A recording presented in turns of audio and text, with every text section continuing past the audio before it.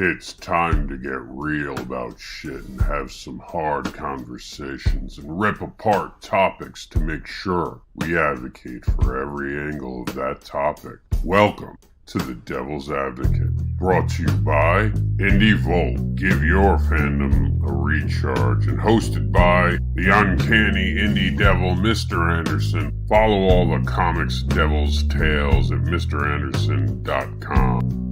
Original music by Unicorn Heads for the YouTube Audio Library. This music is free for you to use on YouTube videos. Find the music in YouTube Audio Library in the Creator Studio. Search Unicorn Heads. And now on to the topic. The opinions expressed in the following broadcast are not necessarily those of Indie Volt Media LLC, its staff, contributors, or sponsors. Viewer discretion is advised. And now, if anyone's wondering how many rules we have, well, we go by the Deadpool rule. It means any shit can happen at any time, especially with the guests I have this evening. I've got the one, the only, the varying Grant. I've got the Indie Princess, J.D. Calderon, and Randy Zimmerman. We have a pretty interesting topic, too. How dare you write a character that isn't your gender, race, religion? Bullshit. All right, so we're going to go around the room, do some intros. Varian's got the leader spot, so we'll start with him, and then I'll roll my intro, and then we'll go with the Indie Princess. So go ahead, Varian, tell them who you are. Hey, I'm on camera now, too, sweet. Hey, everybody, my name is Varian Grant. I've been making comics since 2008. I'm an comic book artist, comic book writer. I do all kinds of stuff in comics, and they haven't kicked me out yet. I'm the founder of Indie Volt Media LLC and a publisher at lastcallcomics.com, as well as one of the founding members of Terraform Comics, which I really need to add to that whole spiel. I need to add that in. I need to pad my resume a little bit. It is getting along. That's what she said. Anyway, that's me in a nutshell, and happy to be here tonight to talk about this topic that I feel is very important. And I'm telling you, man, I got conflicting opinions. All right, that's going to make it interesting, because that's the whole point of this show. I have Randy's monkey. I just realized one, because I don't like looking down from sharing out the program and inviting people to come on, but I've got that.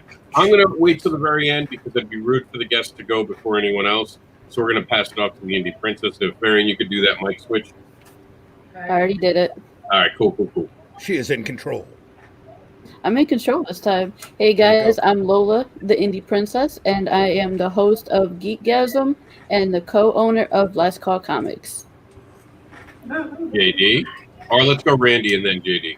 Go JD. Okay, right. JD. How you doing, everybody? My name is JD Calderon. I'm the writer and creator of the Oswald Chronicles and the host of my podcast, Indie Comics Explained. That was quick. My name starts with a Z, so I'm used to being last. Anyway, hey, everybody, I'm Randy Zimmerman. I am a alternative and independent comics creator. I've been doing this for decades. Oh, my goodness, it's Mark Waid. You just threw me. No, I'm an award-winning commercial and graphic artist whose main specialty is sequential art for advertising and education. And I'm also part of the Indie Volt podcast team, and I've got my own YouTube channel that doesn't get enough content. ZimGeek, ZIMMGEEK. And I'm extremely lazy, so I have a video prepared. Mr. Anderson is the unboxable advocating creator known as the devilish comics creator who will tempt you with his devilish tales. He creates books about fetish, monsters, and more, and offers free spanks and hugs. He also teaches morals with farts. Check out the Comics Devil by going to MrAnderson.com. Yes, I was banging my head to my own music. I like that music. So let's get into it. Let's not. That music's not going to get us in trouble, is it? No, it's all YouTube free and clear. I make sure. As a matter of fact, you can find any of that on the YouTube library. So we make sure. I definitely respect everyone's copyrights, and I don't need anyone being mad at me. So I grew up in Queens, New York. For those who don't know, Queens, New York is actually year after year considered the biggest melting pot in the United States. I grew up around every single culture that you can imagine. All seems to wind up in Queens. It's amazing, actually, to be honest with you. I didn't understand social, racial issues until people started talking about it on the news more than in my own, in my own circles, because we had such a melting pot. So I grew up with the idea of diversity being important. With that said, we're going to be talking not about diversity, and I wanted to make that clear. Everyone on this panel I know personally so far. If someone gets added later, I might not know them as well, but I can speak for everyone in this, and anyone can correct me if I'm wrong. But every single person, I think, are all for diversity. I don't think there's one person on this panel today that is against the idea of diversity. So please don't confuse the topic we're about to have with diversity. What we're talking about is actually a lack of diversity. Being judged by your skin color, your religion, your race, or even your sexual identity or sexual Orientation. Orientation, thank you. And being welcome. You can't write something because you don't fit a box. You can't check a box on an application. That's what tonight's topic is. We're going to go around the room. I've said my piece and set the floor. Varian, I'm going to start with you because we started with you at the intros. Talk to us. I like you said, I'm all for diversity. Look, when I started my comic book company, the first ideas of my comic book company, all of my characters were introduced as black because that's what I am, and it's it's like one of the main characters. He was a black. He's a black guy, and one other one changed. She was actually white and became black. And I started, because when I created him, he was a white guy. But I do not think that I can't write a white guy. I don't think I can't write an Hispanic guy. But what I can do when I have those questions is I can reach out to people that identify and that, are, whatever it is I'm looking for. And I can ask them, hey, man, how would you handle this? Because a lot of the characters I create are amalgamations of friends anyway. So I can always, reach out to JD, and I can reach out to a Trico. Well, maybe not Trico. I can reach out and I can say, hey, man, explain to me your experience with this. And if this happened in your family, how would it be handled? When I was starting out writing and I didn't understand Catholicism, I had a gentleman come to me and says, Varian, you got a Catholic priest here, and you said that his family was murdered. Catholic priests can't be married and have families. And I'm like, oh, really? Okay, thanks for telling me. I need to change that. He didn't get mad at me and beat me across the head with a crucifix and tell me I can't write Catholics. That's next. I guarantee you, that's next. If we continue down this road, that is next. I don't like it. All right, so we're going to go to Lola, who we're really curious about your opinion on this, because I know that you're already feeling some pressure just because of the group you're associated with, right? She feels pressure because she's our friend all the time. There we go. Because what group is that you're referring to?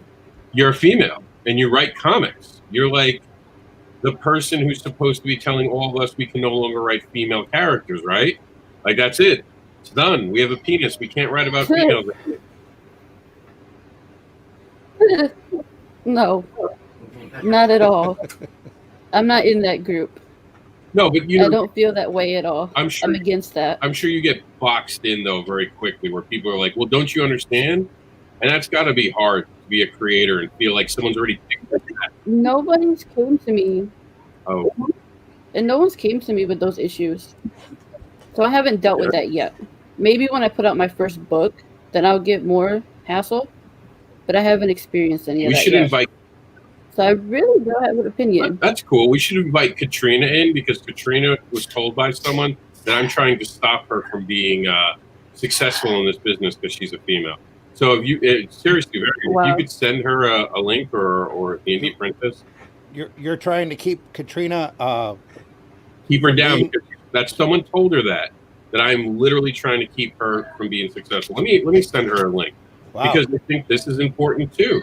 Because that's part of the conversation, isn't it? JD, what do you think? Well, I think I know for myself. I'm from New York City as well. I'm currently living in Queens, and it is, like Rob said, it was one of the biggest melting pots you could ever imagine. I own a home right next door to me. I have a family from Pakistan. On the other side, I have a family from from Tibet. On the other side, I have Filipinos. On the other side, I have an Irish family. On the other side of that, I have a Chinese family. Across the street, I have a Cuban guy. I mean, they just come from all over. I mean, and as far as being able to write, other types of cultures, other types of, or just writing a woman or something else. I mean, for me, it's always been a thing about, people are very basic, okay? We all have very basic needs. We need to eat, we need to sleep, we need to procreate. They're basic things that are inherent to every one of us. You understand? No matter where you're at, you understand? And on these levels, we have commonality. And if you know how to play within that commonality, you understand, you can write anything, any person from anywhere, if you set your mind to it. Now, if you have certain questions about certain specific things about certain cultures, then you just have to do your research. You have to be very studious about that. And that's just how I feel about it. All right. And Randy Zimmerman, you're up. Part of being a good writer is doing that research that JD was talking about earlier.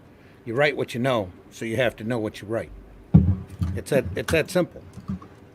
So I don't know what more I could add to to what everybody else has already said, other than to say yes, absolutely. Well, I have a sniff test for something when it comes to creating something.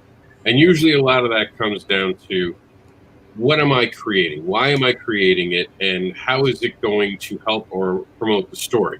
I never think I need X, Y, or Z. I just think, well, I need a character right now. And then my mind goes, well, it would be cool if this was who this character was. And like Varian said, you think of a friend.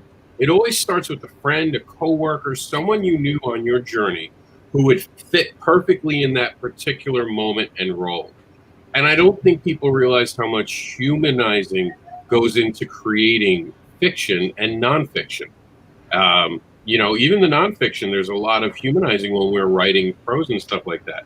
However, so I'm going to toss it around the room, and we're going to start with the most controversial one.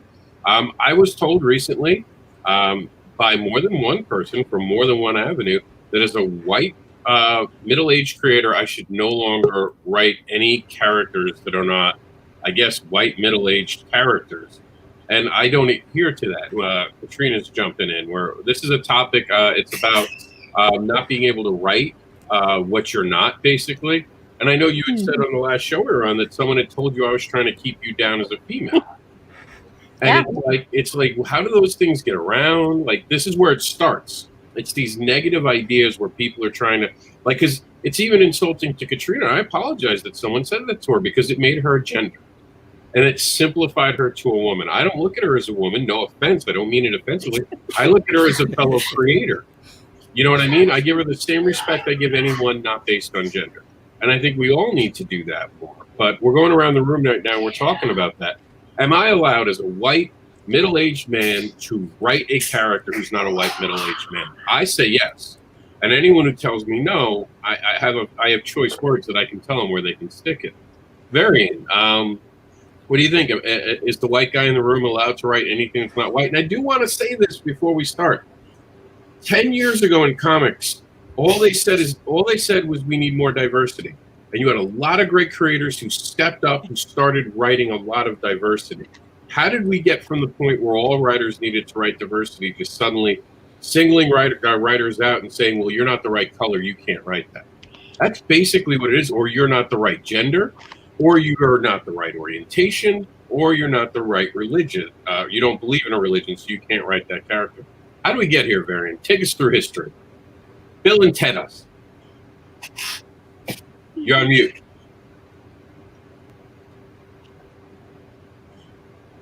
Tell us louder, Varian. Yeah, I wish I could Bill and Ted us to take us back because I try to fix things. I think for us, the first time that I heard there was a lack of diversity in the industry, I believed it. And I'll tell you why I believed it, because I was at a Comic-Con, I looked around, and I seen very few black people walking around. I thought, well, maybe they're right. There's not a lot of us here. And when I went to places, I was usually one of the few black people in the room. When some type of comic book gathering, manga, anime nights at the college, there were, I was maybe one of if there was 20 people, I was one of 5 black people that were there. And two of them came with me. And so I think in a way, and this is gonna sound really bad, we started to kind of believe believe that, like, oh, we're underrepresented. I think that a lot of times, like when I was, and people can say it's not true all they want, but it is. When you go to a predominantly black school, and I'm talking about in the 90s, okay, I know things are different now, but in the 90s, when you went to predominantly black school and you pulled out some Ranma 1/2 manga and you're flipping through it in the back of the class and you're reading it backward, hey, what's that, man? Oh, it's this book called Ranma 1/2. Hey, is she? Hey, why is her panty showing? Hey, you back here reading the freak book? No, I'm not. No, I'm not. Hey, wait. Hey, it's a dude. Oh, hell no! You're reading a book about a dude that turns into a girl. Hey, variants of you know what. So I think a lot of times we kept our geek on the low. No, nobody's gonna know I'm reading this shit, because if someone finds out, I'm never getting picked for basketball again, ever. And so we kept it on the low. But so we started creating these characters. Now I will say this. I think that when I go to Comic-Con now, I see so many black characters. That some of them are created just because that person behind the table wants to marry Sue. Other ones are created with passion and a tremendous amount of ability, and those are the characters that I like seeing. And I like seeing characters who are characters that are black, not this character's whole being is wrapped up in his blackness, because that's not how. I don't think that's how we are. I mean, like, again, I posted a funny picture today on my Facebook, and I said, the meme said, only black people will get this. That ain't true, because I've never seen that dish in my life. Nor would I eat. It was peaches and baked beans, you guys. I'm telling you, I'm gonna make it at some point. Don't bring it over here. It was peaches and baked beans, and it was horrible. I told Tom Savage, don't ever make it. He wanted to bring some potato salad with raisins and kale.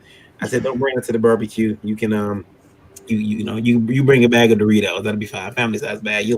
That's fine. But no, I just do understand that we do need diversity. We do like you guys creating any character that you feel is being underrepresented. But to tell someone, hey, you can't create that character because you don't identify with that character, I feel that's missing the mark. I'm going to say this and pass on to somebody else, but I don't think there is a single person here who would say that, for instance, Hellraiser. Hellraiser, who likes Hellraiser? Anybody? You guys like Hellraiser, the movie? Yeah. Okay. Okay. Hellraiser. I'm trying to think of Candyman, the first one. Yeah. Mm-hmm. Just so many movies. First of all, those were directed by Clive Barker. Mm-hmm. Clive Barker was gay. Mm-hmm. Not a lot of people know that. Whoopsie, could I tell Clive Barker he can't do Hellraiser the movie because he's gay? No. What do you know about horror? I can't do that. And if I did do that, I'd be canceled in a week. So you can't tell somebody that because of their race or their beliefs, they can't write a character. However, I will say this: Tom King should not be allowed to write Batman again. Ever. There, I said it. While I was freaking out. But yeah. But he's a white guy. All right. So does anyone want to add on to what he just said? He did make some good points until he assassinated Tom King. Poor Tom. Let's keep Tom. I can add something to that from my own experience. I know growing up, I'm Hispanic. Specifically, I'm from Puerto Rican descent. There is it's funny. You look at George Perez and you see, someone like Joe Quesada, and they're Hispanic. You understand? But you don't see them creating Hispanic characters when they're working over Marvel and DC. For the most part, they do try. We had the half-hearted attempt of White Tiger, and then we had there was some other character in the Avengers a while ago, but you just don't see them. And growing up, you understand, I never even knew. I never, like, the whole diversity thing. Like, I just didn't even realize it even existed. Whenever I wrote a character, he was always white in my mind, every time. You understand? Because I just didn't. I never saw anything else other than that. You understand? It wasn't until I started working with my friends, who were, some of them were Hispanic, some of them were black, and I had written a character and I gave it to him to draw, and he brings him back and he's a black character, and I was like, oh wow, you can actually do that. And I was like, okay, cool.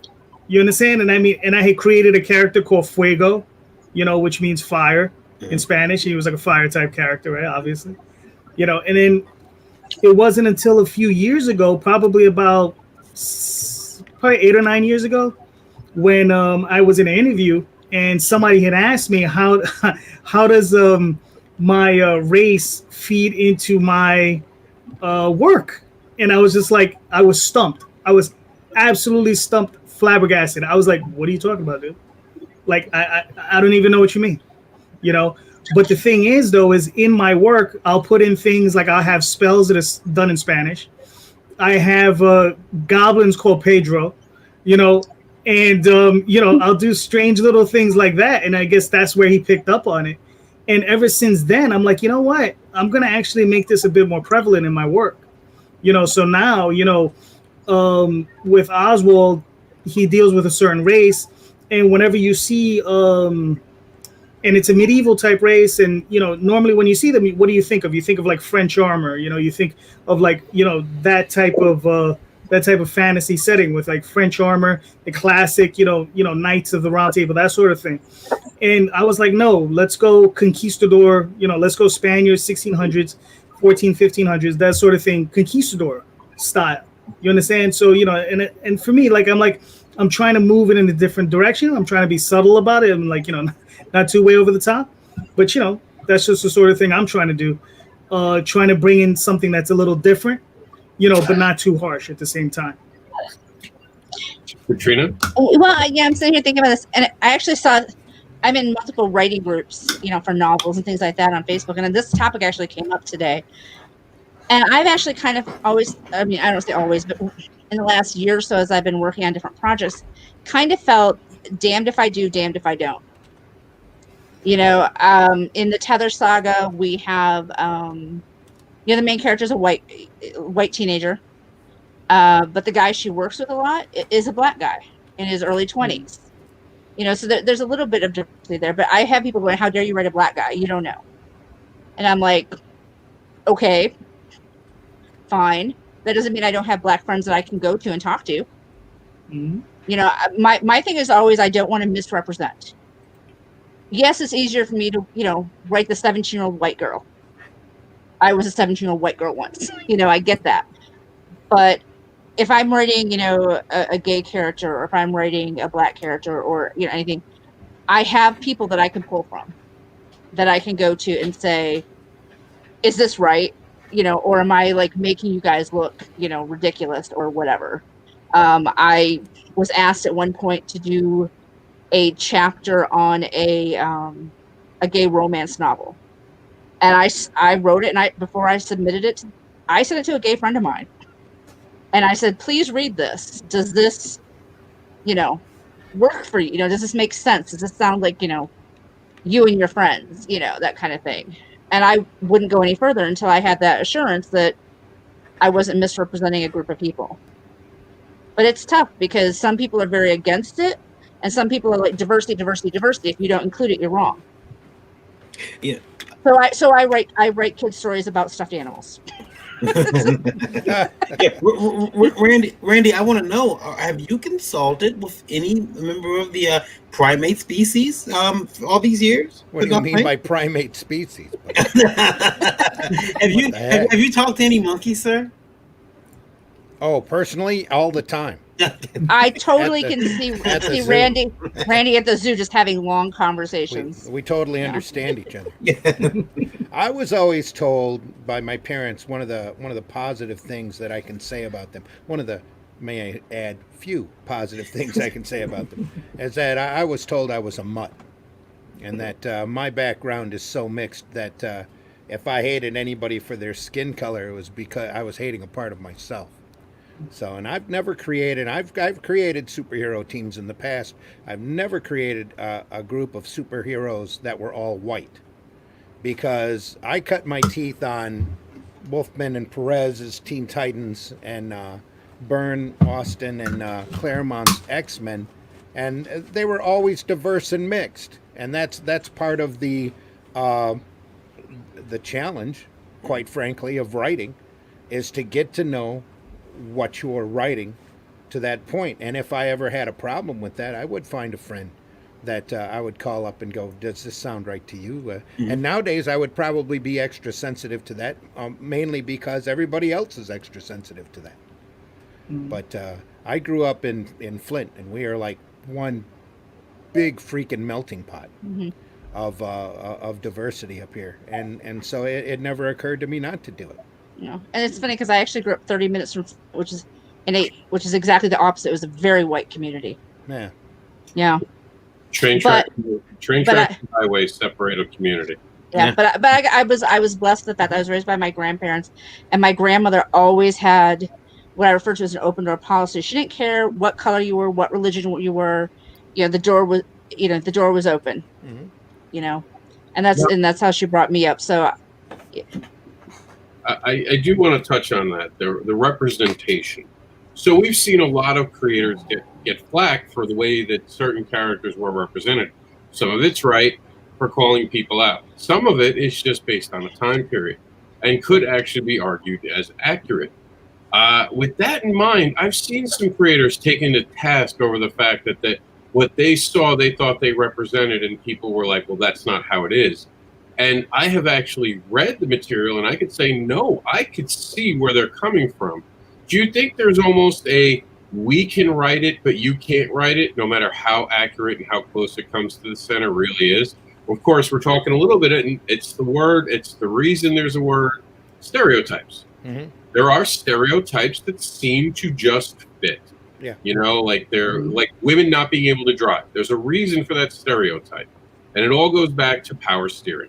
There was a point where there wasn't power steering in a car. It's very difficult. I've driven a car without power steering. It's not a joke. It's some serious, especially in a snowstorm when you're trying to move around and stuff.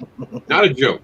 So, but of course, that was something that lived longer than the stereotype. Now, the worst drivers we all know are actually teenagers, because teenagers are idiots. We were all there. We were all teenagers. We were all idiots. But that stereotype, if you go back and look at comics, you see that in there. But if you put it there today, of course, we'd say something. But what if we showed a woman doing her makeup in mirror and she gets into an accident?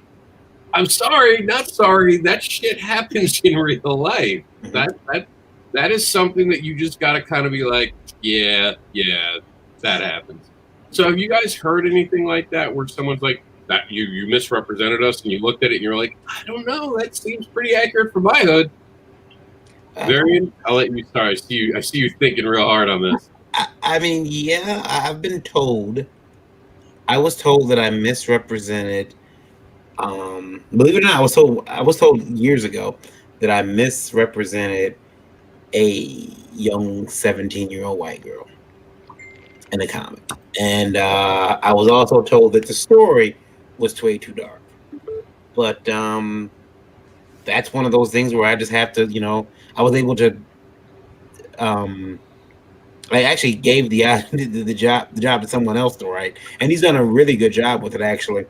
And he mixed Native American folklore into it, which he did a lot of research for. He's not Native American, and he mixed a lot, but it's a very interesting story, and we did the whole project around his pitch. What's his name? I have to send out the cancel notice. No, I can't do that. I can't. Yeah, it's funny because he's a director. He directs films, and he took a swing at a comic book script I have not read. I'm excited to get started on it. I do want to say this though. When they tell you can't, like when you make that decision, and no, I think that I'm fairly right on this. I always want to listen to what they have to say. That I'm not. What isn't right? What am I saying that you don't like? Because generally, it comes down to I don't like how we don't talk that way. We don't say these things. This character, like I remember somebody telling me once that white people don't say ain't. That's not sure I say it all the time. I say it. Yeah, yeah. How close you grew up to the hood? Yeah, I'll be honest. I'll be real with you. Well, it all depends upon your upbringing. Yeah, and what vocabulary you grew up around. Yeah. I'll tell you, Carlton don't say ain't. Man, did you say ain't? Yeah. That ain't gonna fly. That ain't gonna fly. I mean, that's. Yeah. I say ain't all the time. It's not a big word in my vocabulary, but it's there. Randy says, "If you ain't, what is it? If you ain't creating, you're hating." Yeah, hating ain't creating. See? Yes, all the time. I think that be willing to listen to that criticism, but kind of decipher when it's BS. You have to listen to anymore, though. Honestly, in my opinion, you have to listen to that opinion, that kind of talk, from the standpoint of the thought that maybe they're racist.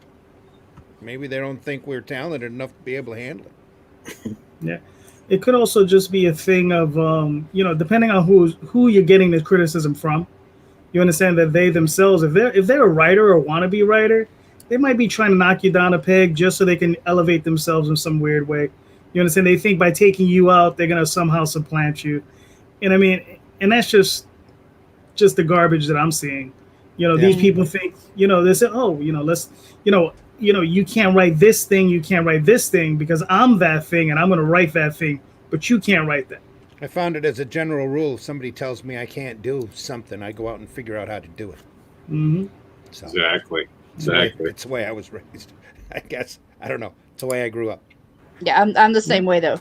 Now it's a challenge. Yeah. Really? I can't? Well, then. I can figure out how to do that. Let me ask you guys a question that we don't talk about a lot in comics. Back in the day, comics weren't so clear about who was writing it. You just got a comic from the stand. Who was writing it wasn't that important. No one really talked about it. Well, I'm sorry. Go ahead and finish, Rob. Do you think that the fact that we know who's writing it now steers too much away from content? Because comics for a point was you'd have 10, 15 guys touching one comic at points. Mm-hmm.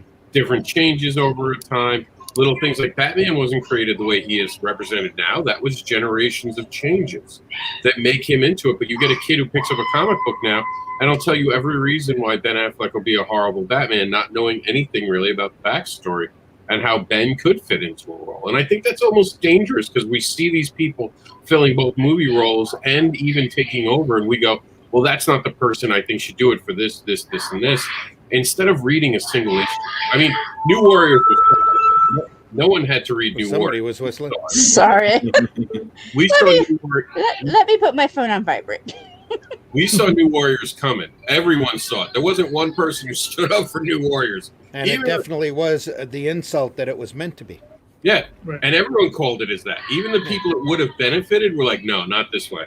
You know it's bad when they're like, nope, not this way. This is the wrong way. This is not the way. But what do you guys think? Knowing who's writing it, is that dangerous almost right now? Like, should I go by this? What's the guy at Marvel? I know I say his name wrong. It's like Chabowski. Am I saying that right? The guy. C.B. Cebulski? Yeah, there we go. Yeah, he was literally hiding who he was so he could write. And everyone got mad at him. I was like, fuck that. Did you like what he wrote? He was hiding himself as a minority so that he could get jobs. And it worked, and people liked him. Look where his career is. But he had to do that. And now he's editor-in-chief. How much longer until people start hiding who they are? How much until like Rob Anderson starts talking about this new hire and this other new hire who's writing for him now? And meanwhile, it's just me, but I have 10 pen names now. Well, I don't know if the industry wouldn't be better off if we all hid who we were and just wrote. You know, and if it didn't sound genuine, then let the fans tell you it doesn't sound genuine, or you don't do the research. Then, oops, you know, make those corrections. The big thing when you talk about comics history, the big thing that nobody seems to want to wrap their head around is comics are based on icons and stereotypes. Always have been, because it's the easy, identifiable out. That's why you have all of these. You go back and you look at, let's take somebody who's been accused of racism that I thoroughly don't believe is a racist, Will Eisner. When he wrote and drew Ebony in The Spirit, there's all sorts of people out there now that's going, oh my goodness, look at the lips on Ebony. He's a racist. He's a horrible racist.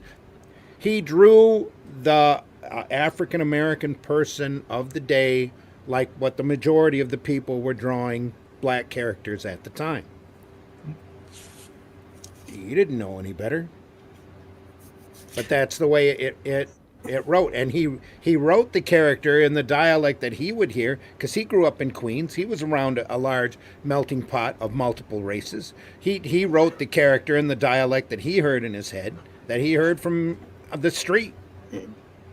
So take that you have to understand and take it into the context. Nowadays, modern days, that would be incredibly wrong, but it's because we've evolved to be more sensitive to cultures. You know, I'll go ahead, Rob. I'm sorry.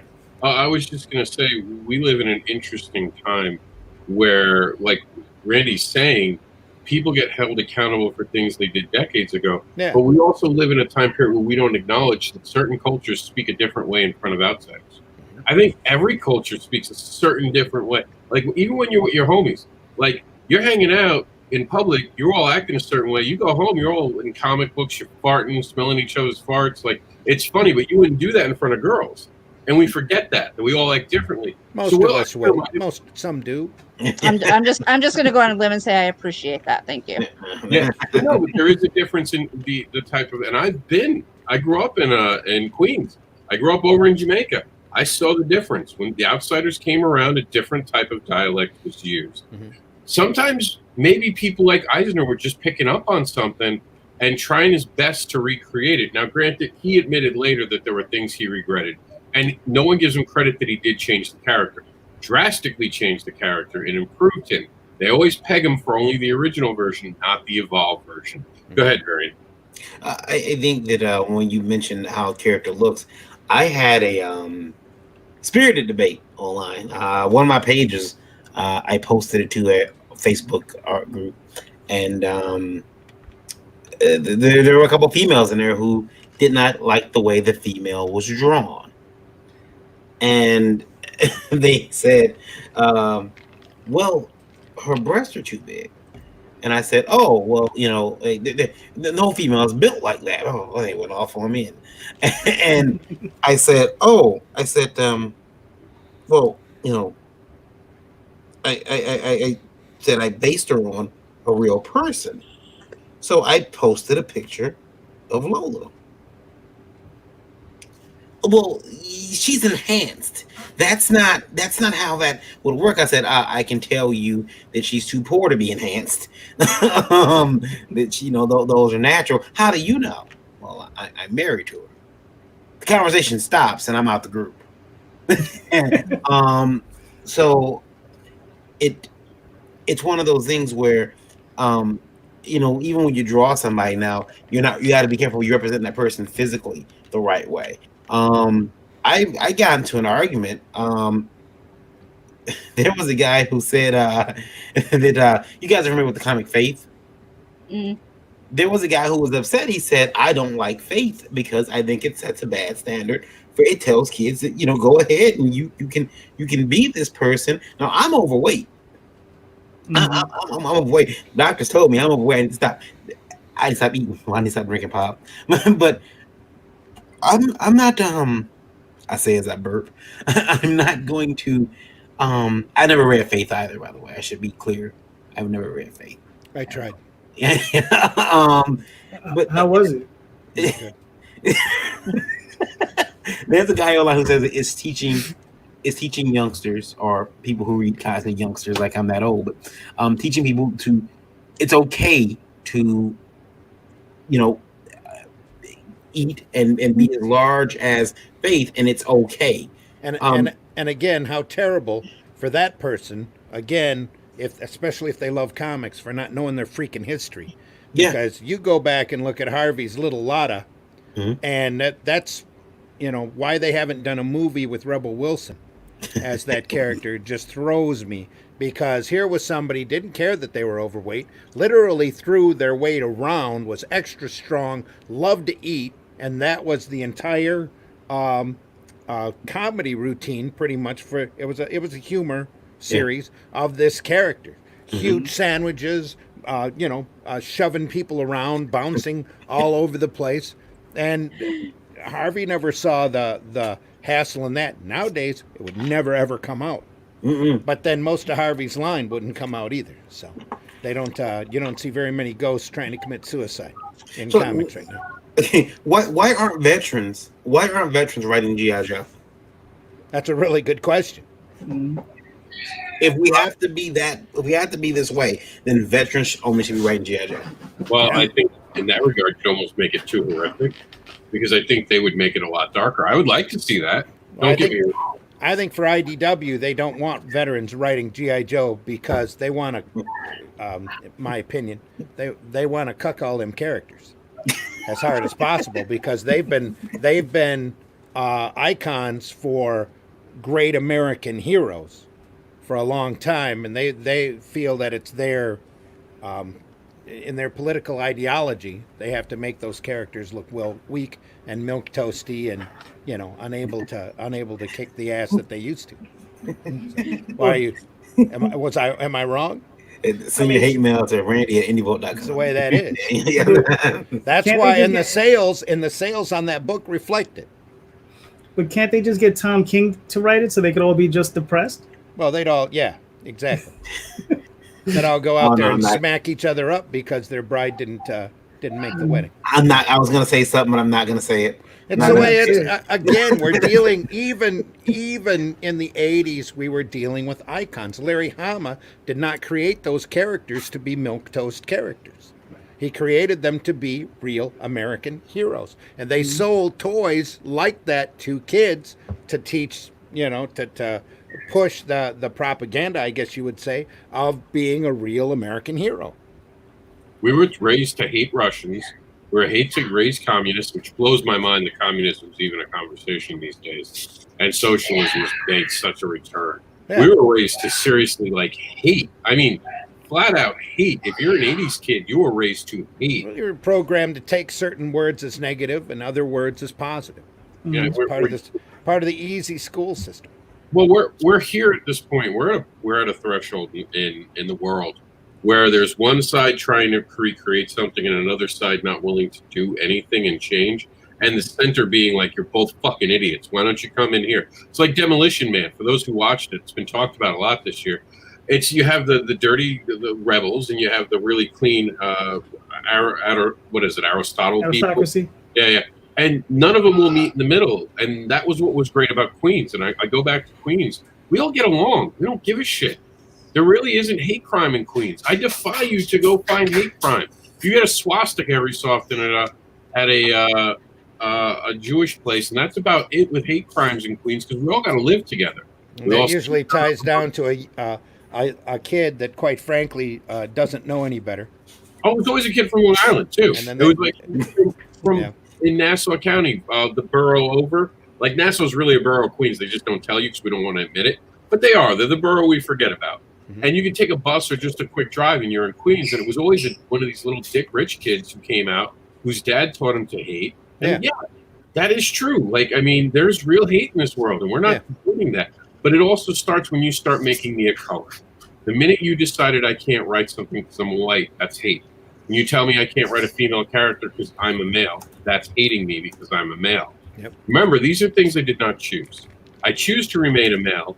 That's true, but I can't change my skin color, and I wouldn't change being a male. As much as you all fuck it up for me, you males out there, I enjoy my penis. I do. We have fun together. So what I would say is stop holding it against me that I have a penis and I have white skin, and maybe read what I write. And when you read it, if you have a problem, bring it up to me. I had a lot of people. I mean, I'm going to tell the story, and this is God's honest truth. So, if a woman comes up to you with short hair, a lumberjack shirt, like one of those picnic table, what are they called? Flannel. Yeah. They come with that shirt and jeans on, blue jeans on. What would you consider their sexual orientation to be, Katrina? Because someone needs to be the bad guy.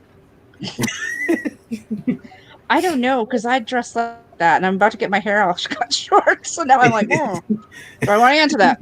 All right, Varian, you can answer it. I know you. I think the word you're looking for is butch. No, I was going to say lesbian. I don't use. Okay. Well, with the flannel shirt, the short hair. It's like a uniform, right? Like stormtrooper is because they wear a stormtrooper outfit. Yeah. Like, listen, my wife had a friend several years ago, and I seen her and I said, she is, and she said, and my wife did say, no, she's not. And then slowly but surely, my wife was like, you know what? I think she is. And I remember asking the young lady, I said, are you? And she said, labels are for soup cans, man. And I said, no, labels for poison bottles. And you need to label these things so we know. So I don't, what happens if I say, hey, Susan, I want you to meet Jeff. And Jeff's like, hey, baby. And you're not interested. But anyway, you should be kicked out. I'm sorry. Jeff's heartbroken. Yeah. Poor Jeff. But he deserves to be. He's a cat.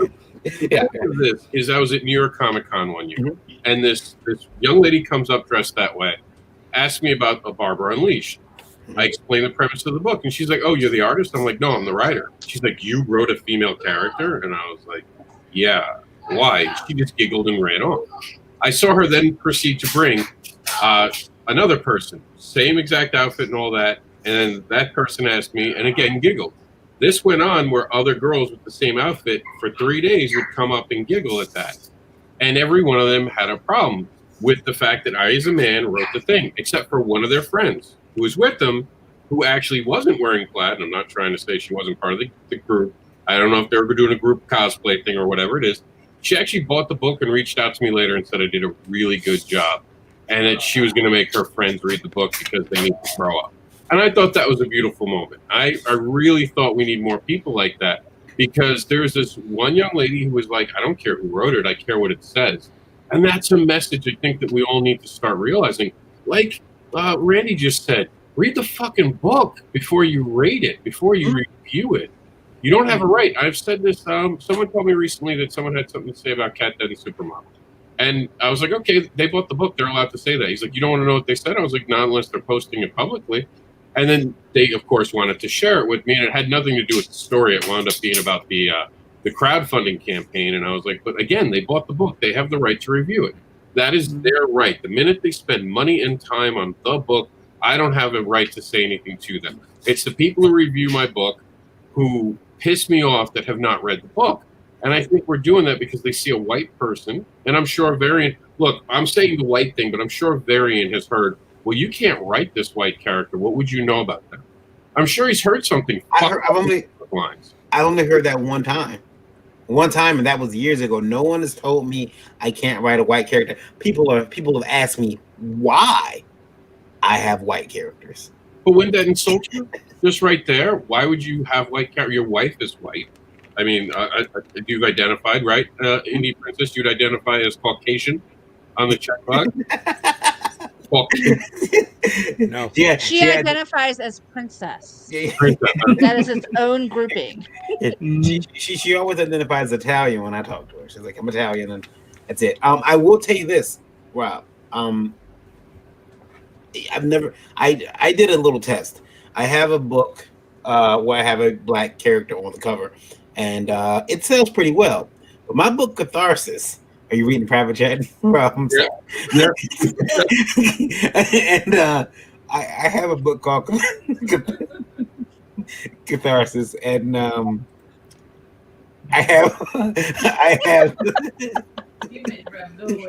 have all white characters on the cover, and the book sells pretty well. No one's ever come to me and asked me though, "Why do you have all white characters on your book?" No white person ever come to me and tell me, "Hey, you can't write these white characters." I'm waiting for it to happen. because I'll tell them, hey, I create these characters, and this is who the character told me he was when I was writing him. This is because the characters kind of speak to you. Hey, this is who I am. I'm a white guy. I'm an Hispanic guy. I'm a I'm a black or female. And if you, really, if you care about the characters, you're gonna do your research anyway. Now, I will say this also. Please keep in mind, if you're creating black characters, one, we have more than 3 hairstyles. Quick, y'all been giving us braids, bald heads, and afros for years. We got more than that. Number 2 is Sorry. Yeah. Character I created does have braids. You see, braid. Well, you can give us braids. That's fine. But here's the thing. Nothing like DC in the 2000s where they took every African American and shaved them. Yeah. They all look like they're all bald. They're all bald and have goatees. The other thing is, remember I'm as the black person here on the panel, we kind of have all these different what is this indie Vilt? I have no idea. We have different personalities. You got Brian Gumble and you got Tupac Shakur. Mm-hmm. And you go there's so many different. To say a voice isn't authentic seems like BS to me. Yeah, if I can add in, here's my experience. I love watching foreign films. I don't know how many of you are into that. I've watched a lot of films from Indonesia, Japan, China, Korea, France. I've seen films from all over the place.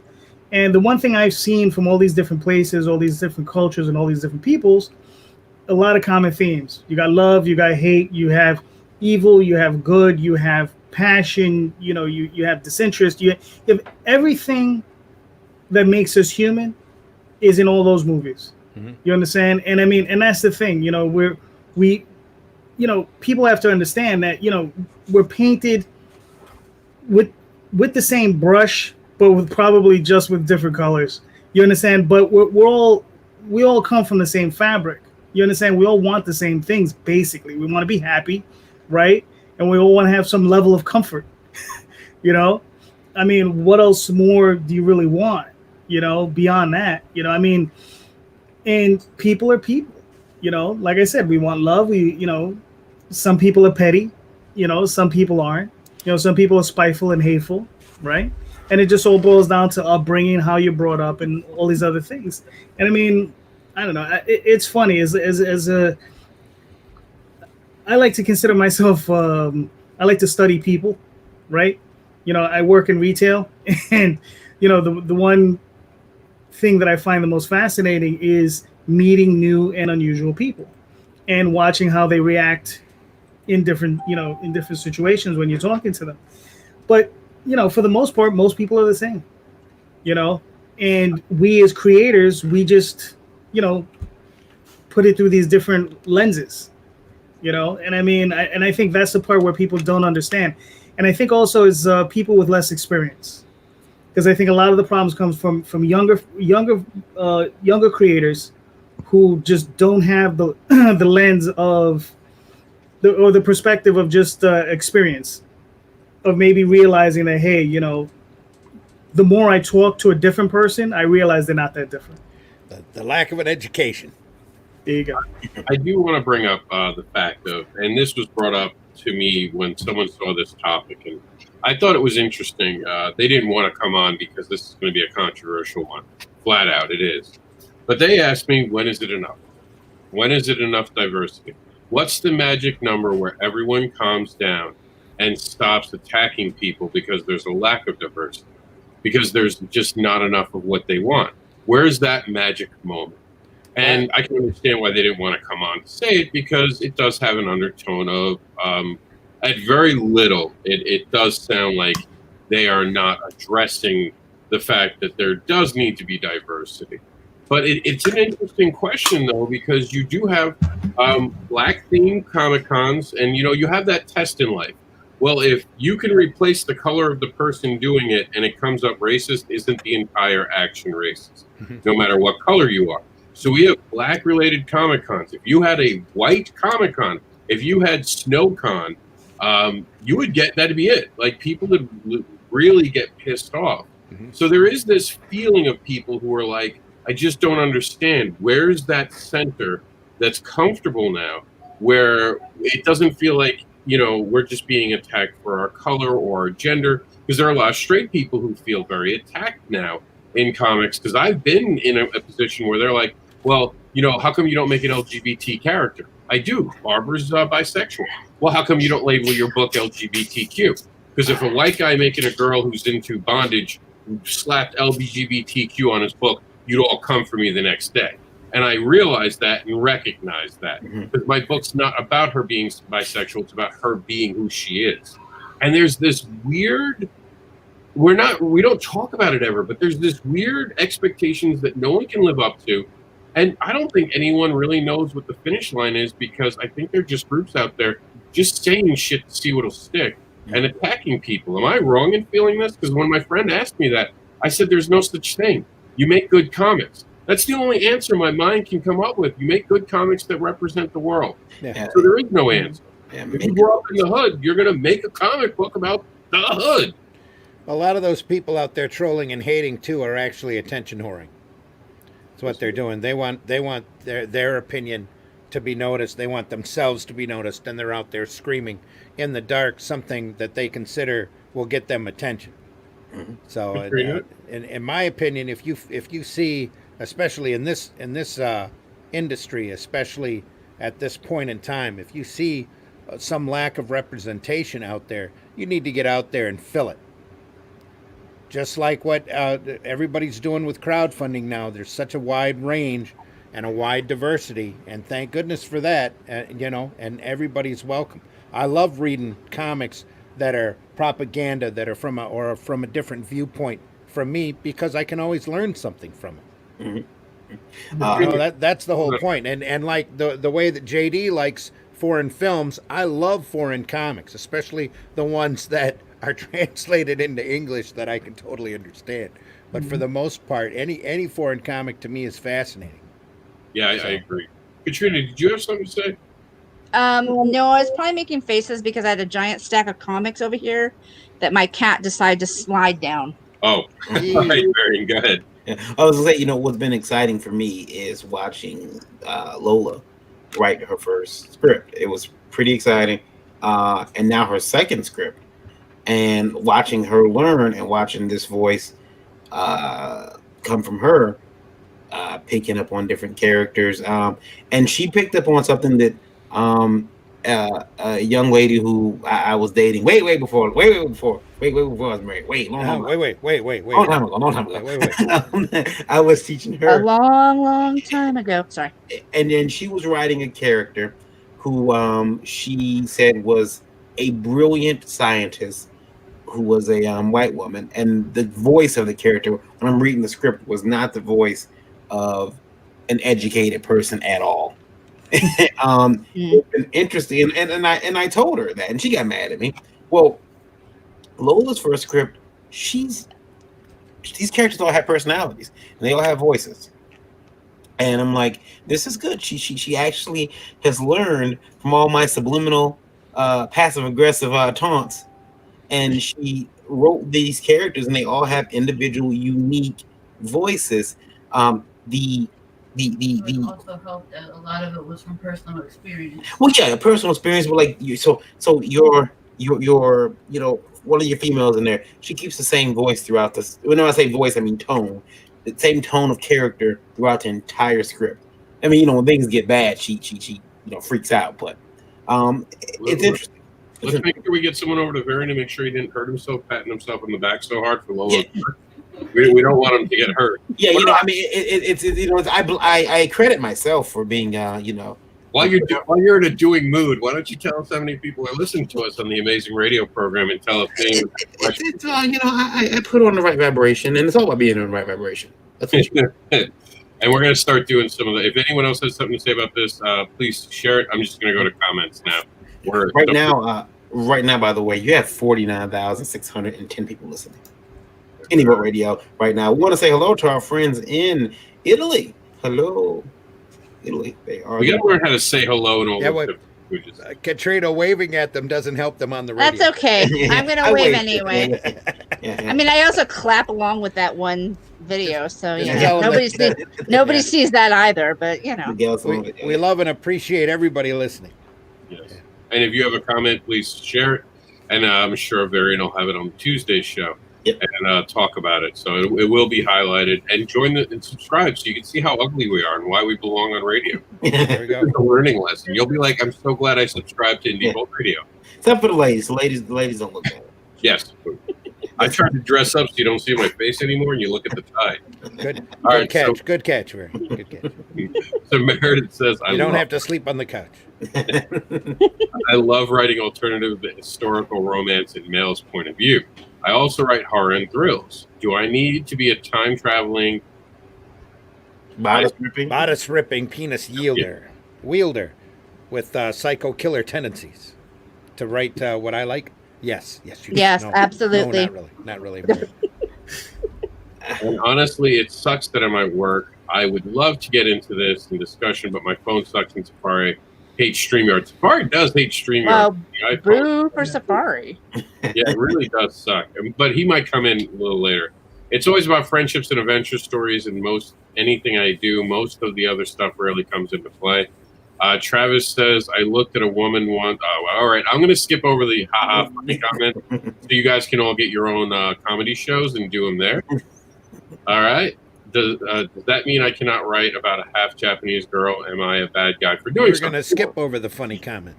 I'm actually, this one concerns me because I guess I understand where he's going with half Japanese girl, but I have this image of like half a person. like is it their top half, bottom half, left, right?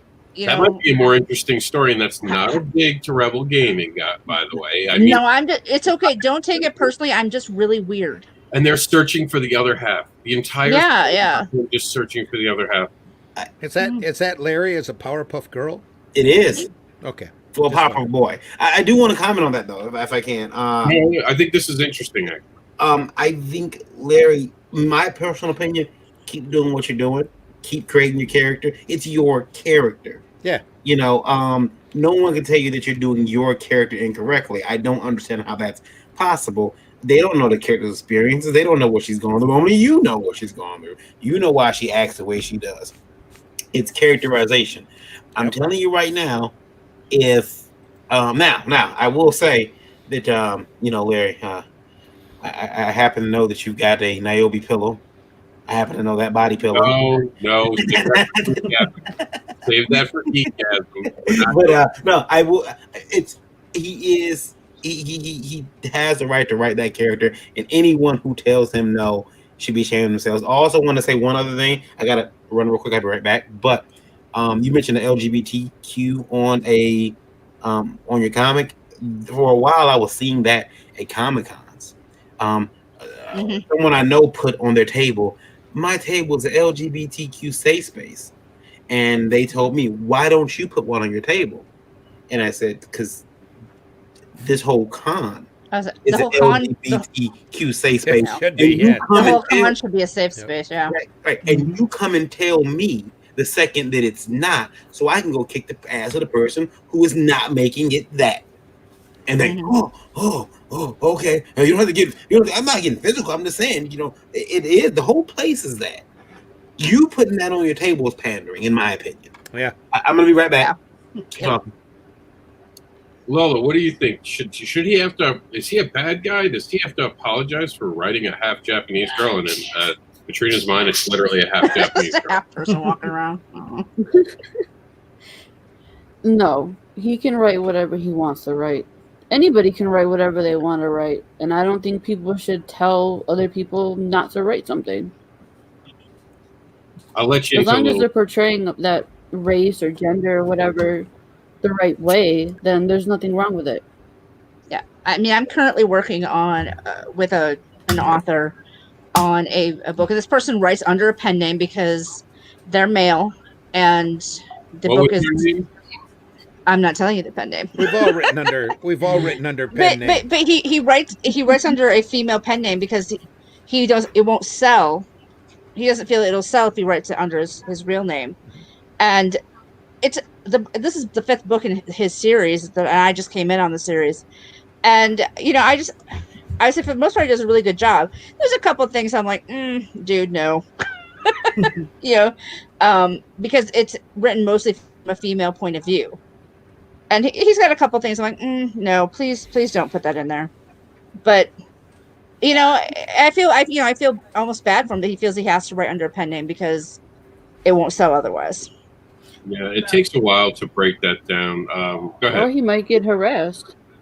Yeah. If he comes out with his real name, he might get harassed for it. So what are some of the things that he's putting in that you find disturbing, or something you tell him to skip over? I mean, I think there's a prologue kind of thing with it, and it's in a male perspective point of view, and the guy says, the female character is very overweight, something like a size 14.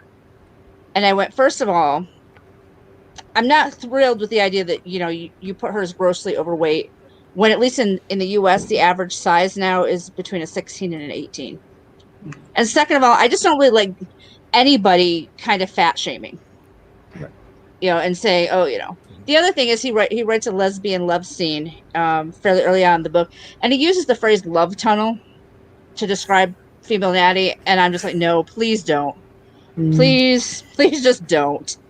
Let's not get super creative with our names for our genitals. And now I know why he hides behind a pen name. You calling it a love tunnel? I would hide that too. I wouldn't admit to doing that ever. Yeah. Larry, I'll say this. Never apologize. He hasn't gotten that note yet, though, so I'm glad he's probably not watching.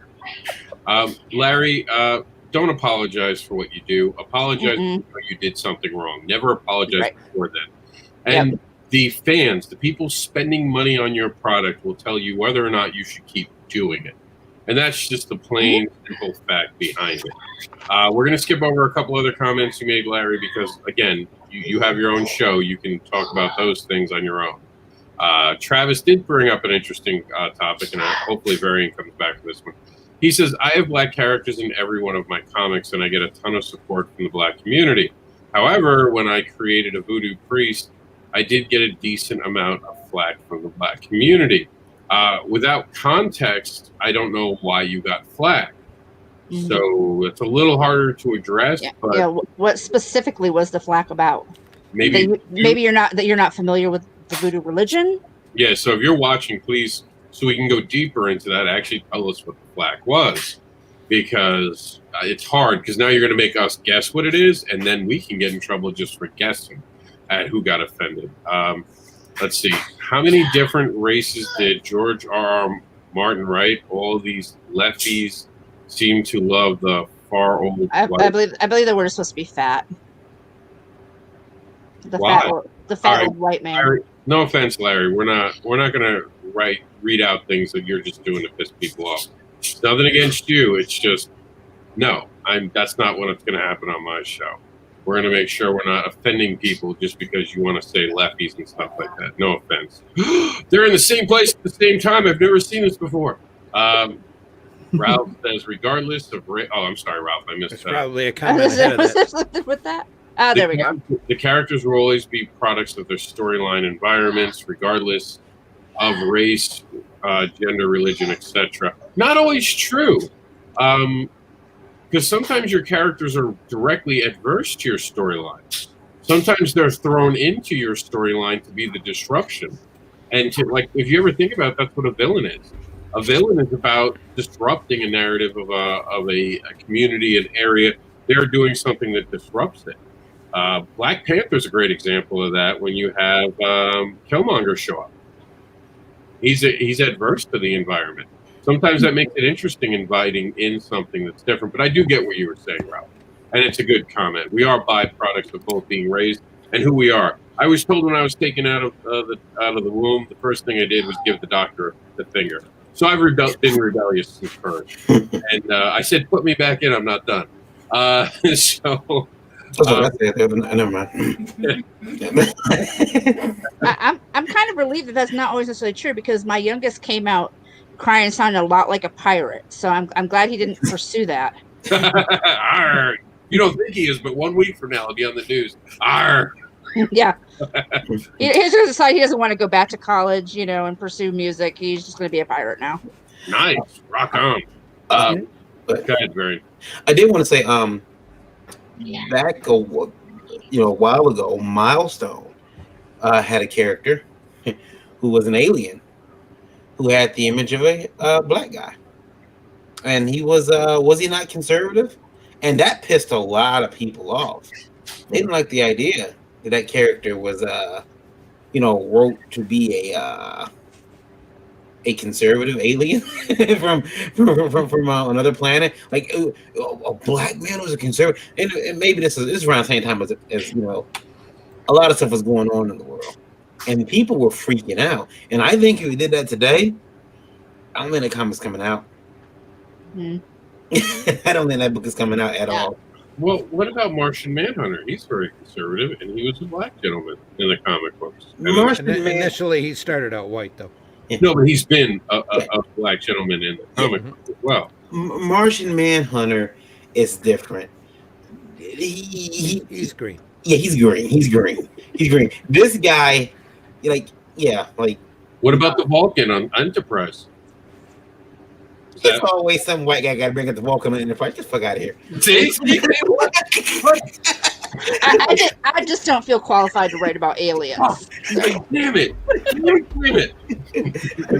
Yeah, that's why I write about mice and fox people. Now, I have a question for you, JD. I have a question for you. What? How soon? Because I got $50 right now. On in the next 3 years, JD Calderon is in trouble with some group for depicting animal abuse in his book. In the next 3 years, I guarantee you. Yep, just send that $50 now, bro. I guarantee you. In the next 3 years.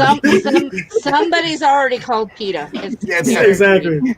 Yeah. Exactly. Yeah. Well, you think has it happened? Someone got mad at you like that? You hate animals. You must hate rodents. No, not honestly. No. I mean, listen. I have yet to have to reach over the table and smack someone for that yet. So it just hasn't happened. It's coming. Give it time. JD, I will be the first to post it on IndieVolt.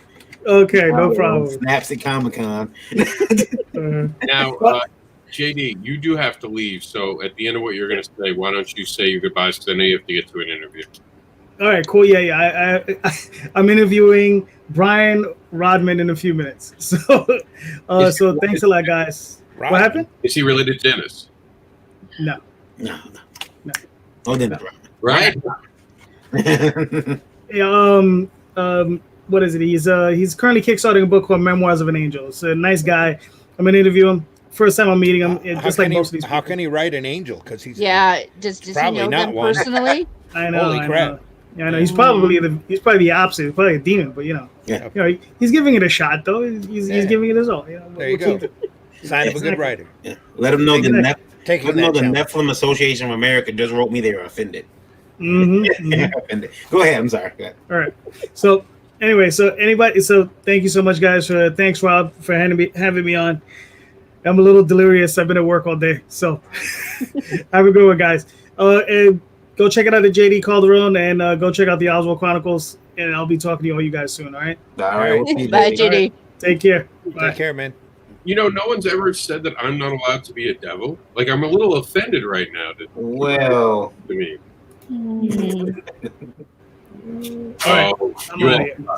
You all. Take care, JD. I'm also gonna get off here. My head is throbbing. Uh-oh. Thank you for being on with us tonight. I tried to stick it out as long as I could. No, you're good. That's what she said. No, wait, that's not right. No, that's everybody can find me. Just look up the Indie Princess or the Real Indie Princess on all the social medias. You'll find me. The worst thing a woman can ever say is finish. Will you please just finish already? Thank you for being here. Take care, Lola. Bye, guys. Bye. All right, so we're going to get right back into it. All right. I'm actually reading through the comments now because I don't want to read some of these things. I hear you. Ralph Griffin says, one of my favorite things to write. One of my favorite things to do is write very stereotypical characters and flip them on the reader as the story goes along. That's interesting, actually. I could kind of like that.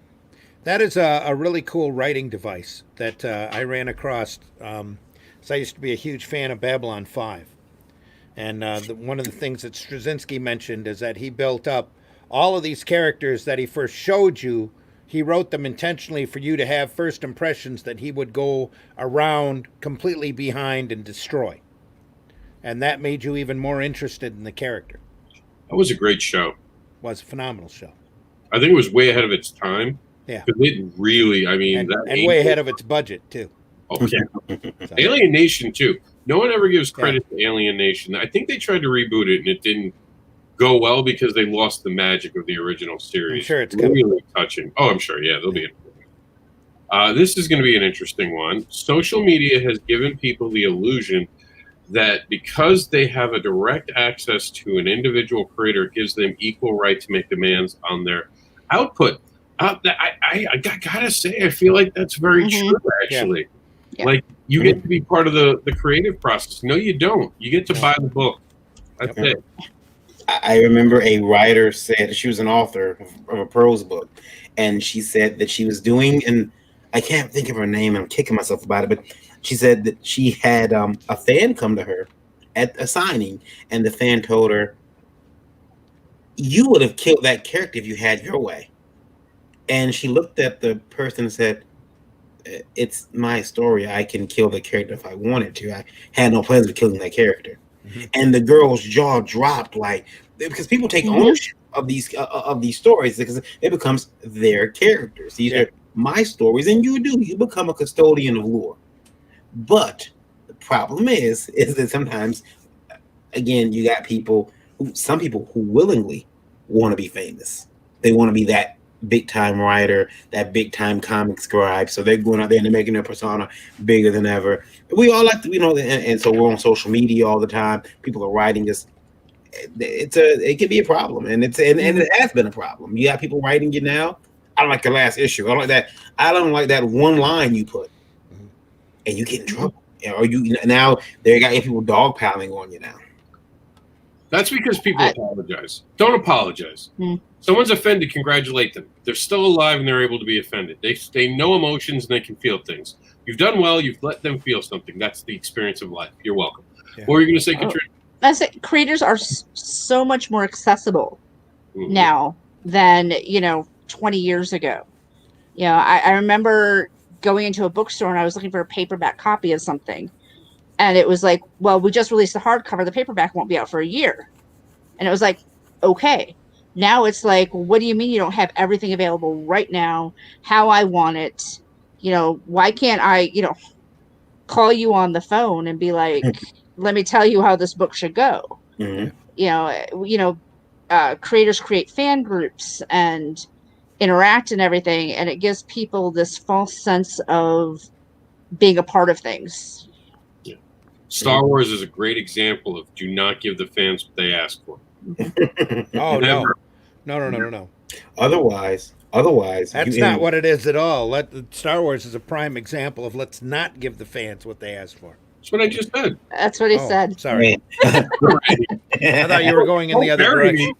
Don't bury me for agreeing with you. You're sitting at 57,210 people listening right now. Also, if you do start listening to everybody, you run the risk of Rob Anderson's new book, written forward by Randy Zimmerman, Diversity Circus, where they tag. No, I'm just kidding. They didn't do this. I did write the foreword to that book, though. Diversity. I can't wait to read it. It's a comic book. I got it. There's nobody more diverse than me. Yeah. Just kidding. Can't wait to read it. All right. So I hate the phrase strong female characters because too many writers, including women writers, use the phrase as a short circuit instead of an actual writing a female character that doesn't insult my intelligence. I completely agree. I don't write strong female characters. I represent females in a light that I think is honest. That means they have, just like a male character.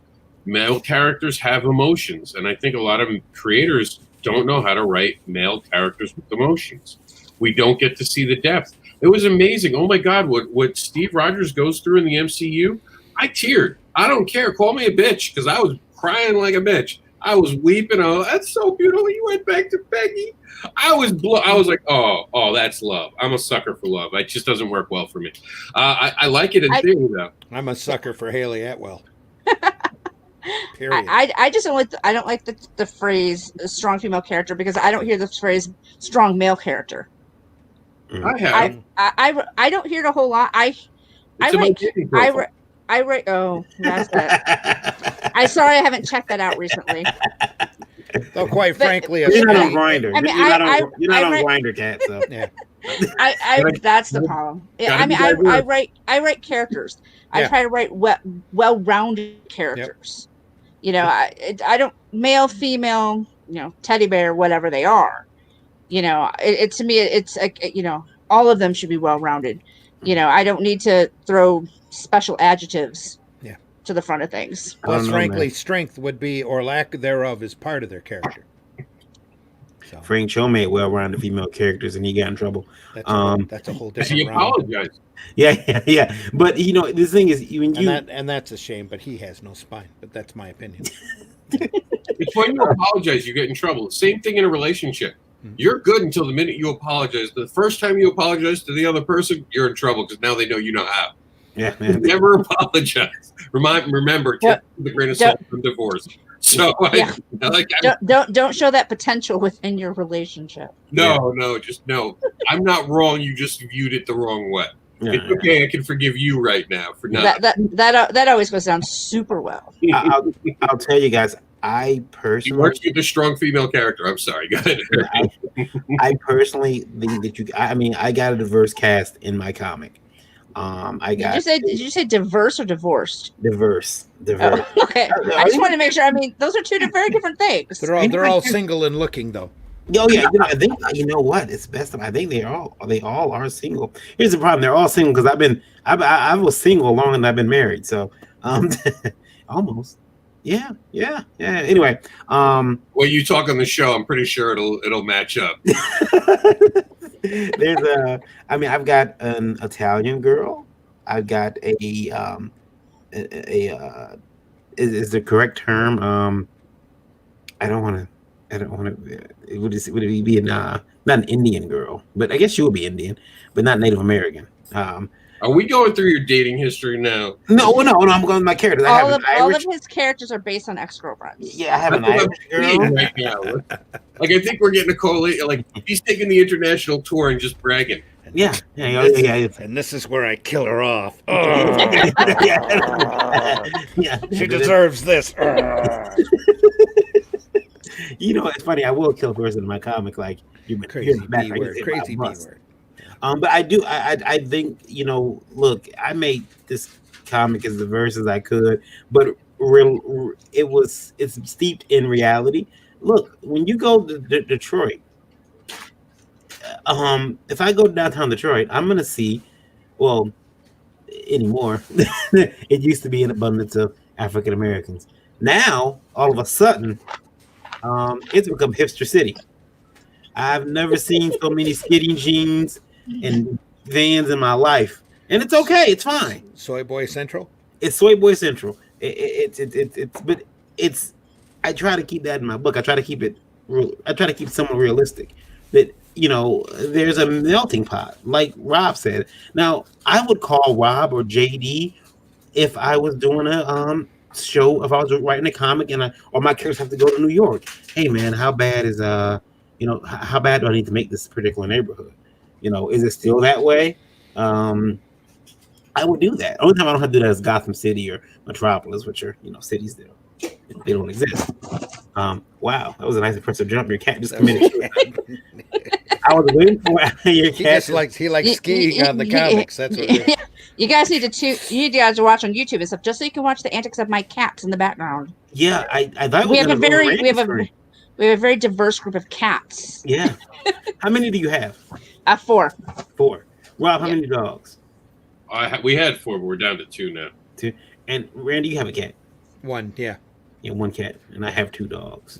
Yeah, but I'm trying to convince Mark Hodges to give me more cats. So. And our cat has learned to ski across the living room by running and jumping on my carpet. He does it pretty professionally, especially late at night. Varian has antics in the background of his screen too. Yeah, yeah. That's not a cat, though. No. Well, depends. It might be a kind of cat. Good night. Yeah, and Rob, the topic again with the diversity thing. You know, we all make better comics because we include characters of different viewpoints. Oh, yeah. And I just think that it's really important to keep in mind that, you know, when you're saying, hey, like, I feel bad about saying you can't write this character because you're not this particular person or this particular type, because it wasn't that long ago when my people couldn't do anything because of that same rule. So when I hear it again, it enrages me. When I hear us using it, it enrages me, because like that's the same type of BS that was used to keep African Americans out of different paths and different careers. So I don't want to hear it being used against us being used, because you have to be better than the shit that held you down. Yep. Don't become something you hate. Yeah, you know, and I mean, it's, you know, some people have, you know, they tell me, you know, you're wrong. No, you know, it's about time. It's time for revenge. Whoa, revenge. Wait a minute. You know, I don't know if we want revenge, but we have to do a little bit better with how we are critiquing the work of others, and we can't go to this baseline. We can't write this character. We can't. That's wrong. Yeah, and it's shitty that we're at a place where we have to talk about. Look, if someone's not creating a very diverse book, maybe they just don't have a diverse group of friends. Maybe they just haven't had the opportunity to see. We're supposed to create what we know. And a lot of times in my books, I don't ever think about diversity because it's just not something that comes up in my mind. I'm like Varian. These people come to life in my head and haunt me. And I have to write them the way they want to be written. And I've never stopped and thought, I need an Indian thrown in here right now. I don't have an Indian. I haven't done that. Check, where's my list? Have I done a Japanese? Oh, shit, I need to do a Japanese person. I don't do that. I'm not trying to do that. I haven't had a transgender character in my comic books, not because I don't have a reason to have it. That's why, because right now, in my mind has never thought this is a good transgender character in one of my books. I do have a created character that is transgender that I do want to experiment, but that's a book that I haven't put out yet because it was the perfect moment to have a transgender character. And when I do that, I will do my research, like Randy said. I will reach out to friends I have who are transgender and ask them their opinion on my writing. Same as when I was reading Barbara. I asked a lot of females in my life to read the story, and every one of them came back and, who's this about? Who's this about? They thought it was a real person I'd modeled the story on. I knew I did something right when they believed it was about a real person, and they wanted me to give the name. And that's all we can do. We can just stop fucking looking at me like I understand. I only see that white skin when I'm looking at myself in a mirror. 90% of the day, the color of my skin never reflects upon me. And I know that could also be something that someone would say, well, see, you don't have to worry about the color of your skin. It's not necessarily true depending on the neighborhood you're from. That just means you ain't been in neighborhoods where your skin color was a problem. I have. I've seen it both ways. So I do get that, but I just don't think about my skin color. I don't think about my heritage. I think about the world around me and how I view it. And that means my best friend is in the book, and he happens to be Puerto Rican. And when people hear that he's not only my best friend, but the godfather of my son, they're amazed. And I'm like, why are you amazed? Well, you're white.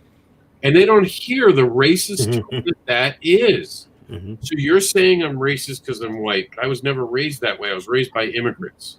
My mother was off of a boat. They didn't have racism in the Ukraine because they were getting the shit kicked out of them by Russians and Nazis, Stalin and all of them. All they understood was hate. And the last thing my grandfather wanted to do is perpetuate hate while we were in this country. He died a proud American. I'll never forget that. My dad didn't teach us hate. He didn't.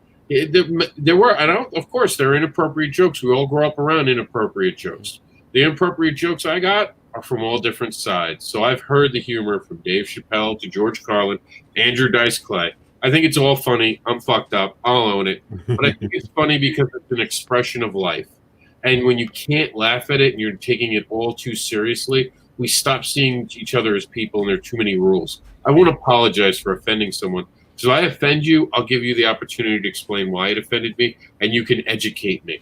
And maybe I can learn from that moment. Because the minute I apologize, you're not going to teach me anything other than apologizing is going to get me in more trouble because you're going to come try to pile on. When I make you defend why you're offended, right there, you'll have to tell me why you were offended. And that'll educate me. Or it'll educate you that you can't have a civil conversation. What were you going to say, Varian? Yeah, I know. I was just agreeing with you. I mean, I can't think of anybody who like,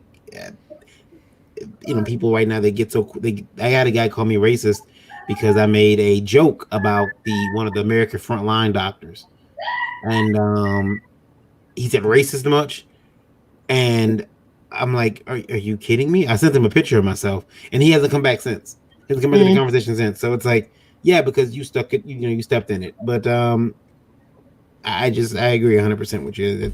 Well, Varian, you saw the weekend where on one side I was a racist, on the other side I was a snowflake, and I was a social justice warrior.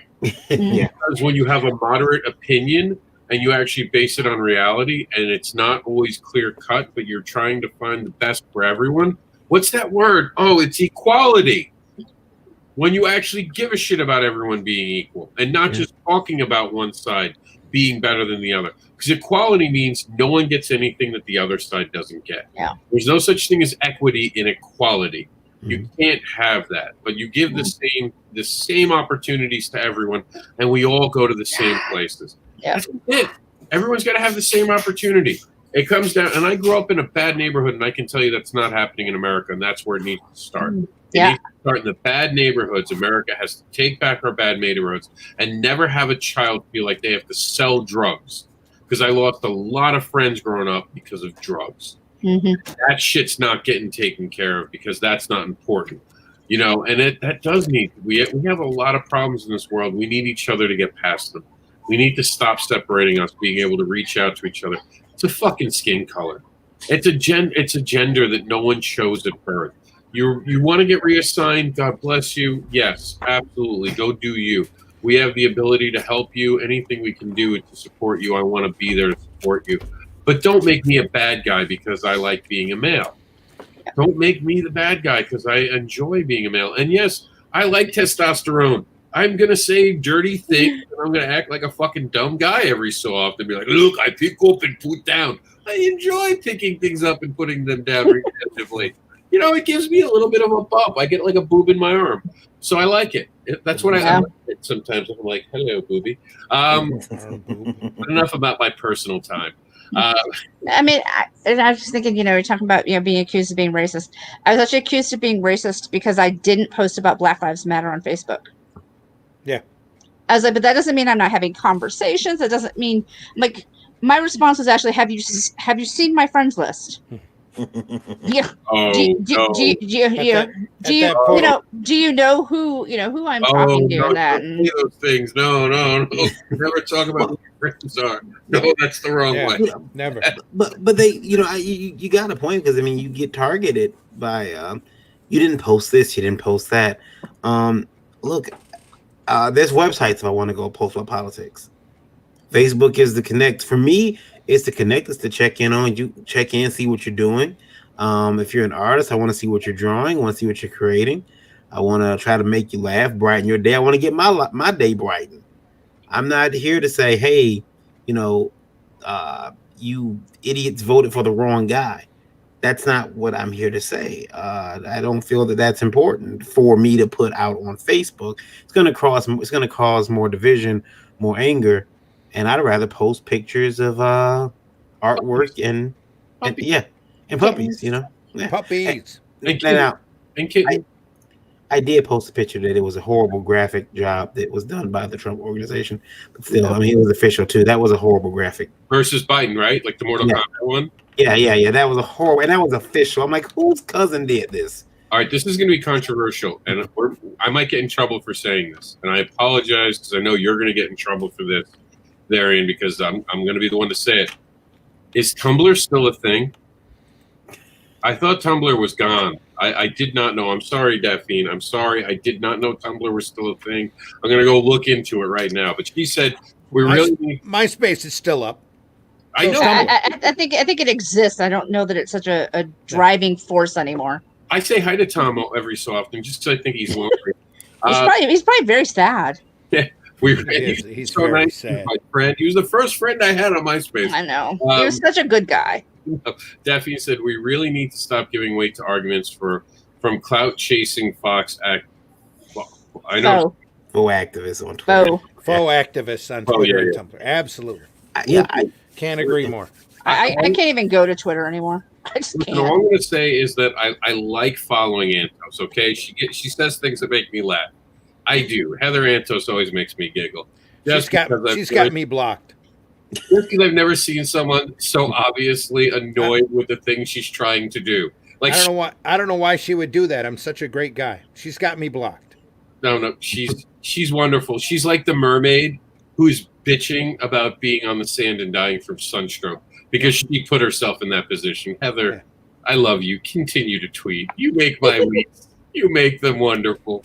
Randy, we all love Heather. After you got your comic signed, you got blocked? Yes. But you bought those comics with your cold hard cash. I did too. You supported her. Oh yes, I did. Oh wait, but remember, still got blocked. Creating comics isn't customer service, so you know. Mm-hmm. Something about continually posting pictures of her too, and I still got blocked. They weren't offensive. Well, just a guy holding up a milkshake and winking. Dennis. I wonder if you what? Well, I just wanted to point out one chat or one post here in the chat. Wasabi, Moon Pie, and Ziggy are here. Ooh. What more? How much more diversity can we handle? Yeah. I have no idea what any of that means. It's okay. I know about the moon pie. Ziggy is you, Randy, right? But the wasabi is what gets me. I think he's talking about his personal life. Oh. and the group that are huddled around the computer at the time. Oh, that makes more sense. Besides, it's from Moon Pie Schmuck. So,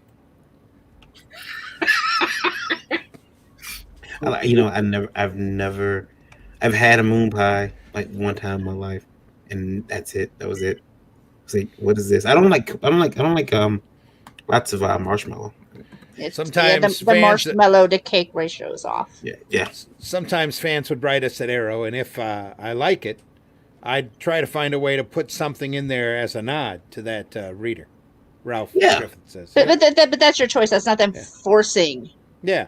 It on you or trying to force it on you. Well, do you think fans had more common courtesy back in the day then? I mean, I know everyone freaked out to the Batman, and I know there's bad... No, honestly, fans had less access to social media. I think it's completely an access thing. Yeah. I think it was better when they just had access to you at a comic. Because then that time was so precious they had with you, they didn't want to go there and insult you. Now they're like, handling like your book last week, moron. Write better. Because let's admit it, Twitter breeds hate. Yeah. It doesn't breed any love, except for, it does breed some humor. I love hold that beer or hold my beer on Twitter. It's always funny. Mm-hmm. Did we break 60? We didn't. We're like 10 away from breaking 60. So yeah. All right. We hit 50. 59. Yeah. 59. All right. Ding ding. So we're only one away from breaking. We're gonna wait till we hit break 60, just so. It's just gonna keep us all on here. Yep. Now numbers higher. There is one topic we haven't talked about, and that is the hate against men, and you have to bring it up right now. The fact that the male character with toxic masculinity and masculinity has been attacked for the last couple of years, and that is causing even the way a male character is now written to be attacked. I think that's bullshit. You don't want to read a comic, don't read it. But guess what? I grew up with strong male characters. There you go, Katrina. I said it. Strong male figures around me. And I was raised that, I saw my dad, he was, hammering something, and, a nail went, through this part right here in his finger. Just pulled it out, grabbed some paper towel. That was it. I learned to use duct tape as a Band-Aid. I was raised in a different generation. I'm raising my son to be tough. He slams on the floor. I'm like, up, let's go. Come on, wake up. Jump up, back up. You're fine. Nothing fell off. Go back to play. I don't teach him to embrace sitting there. Oh, no, it's okay. Look at the boo-boo. No. Now, Yeah. me, and I know when it's serious because he comes over and goes, boo-boo, I know it's serious. He doesn't cry about every little thing. Yeah, my kids. I remember being on the phone one day, and I've got 2 boys, and they were in their room, and all of a sudden, a whole bunch of screaming and crying commenced, and somebody says, the person on the phone was like, "Aren't you going to check?" I'm like, "No, that doesn't sound like a broken bone. Yeah, they'll work it out." I got comics very early as a kid, and today I was at a bookstore, and they had a box of comics sitting on one of these little throwaway tables, and I'm like, "Yeah, it's $1 for these books." They're from $1 to $2 to maybe $3, and I'm going through them, and I talk about that toxic masculinity that we could not have today. And I got 2 books here that I figured, I'm going to read these because I know I didn't have these issues as a kid. Conan, yeah. Now Conan, what is Conan? He's like apologizing for everything men have done to every female character in Marvel right now. Isn't that what's going on? God, I hope not. I haven't been able to read them, but I hope not. But I picked these up, and they're just bursting them for the same price they were originally priced for, and I figure that's a real shame.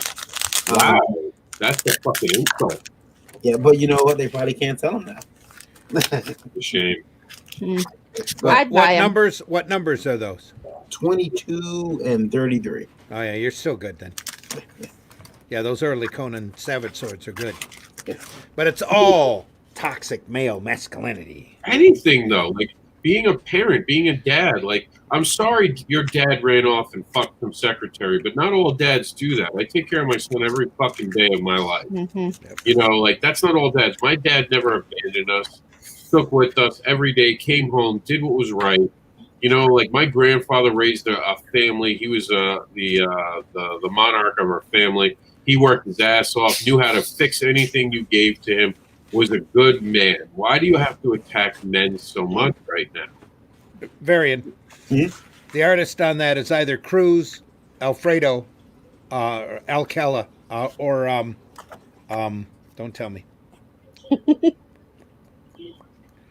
It's probably Alcala. He's looking. Cover. Or Cruz. The cover is Merrick. No. Yeah, but, Val Merrick. He's amazing. Yeah, but the let's see, the Seahawks, the first story. Nebris. Rick Holbert. Okay. Holbert. Howard Chaykin. Awesome. What did Chaykin draw in that? The Chaykin Barbarians. I had no idea. Anyway. It's funny. It's a Stan Lee presents the Savage Sword of Conan. Very weird thing to read.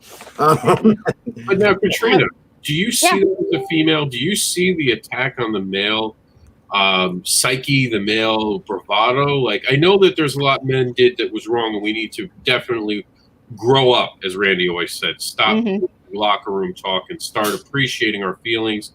And yes, we need to acknowledge women as an equal at all times. But that's why it was locker room talk. It was talk between guys. It wasn't meant for anybody else to hear. Yeah. It's just nowadays with social media, it goes all over the place. But all I hear about the Trump boasting about grabbing people in certain places. That was locker room talk. But all the that young was talk women, between guys that women weren't supposed to hear. But I even hear it from women now. All the young women are calling. No, it runs both ways. Absolutely. Women call men pussies now because like the little boys running around there, they're more worried about getting their nails done and looking good in front of their friends as opposed to actually being, I hate to put it any other way than I know how, but being a man, like taking care of a woman, like being the strength to their girlfriends. And these are complaints I'm hearing from friends that are younger. Am I wrong, Katrina? Like, is there any men for being, I don't know, men? Well, I mean, you talk about being a single father and being there for your kids and all that. For a long time, I've been divorced for, 15 years now or so, give or take. I don't know the math off the top of my head. But I had a hard time saying I was a single parent because my kid's dad was always there.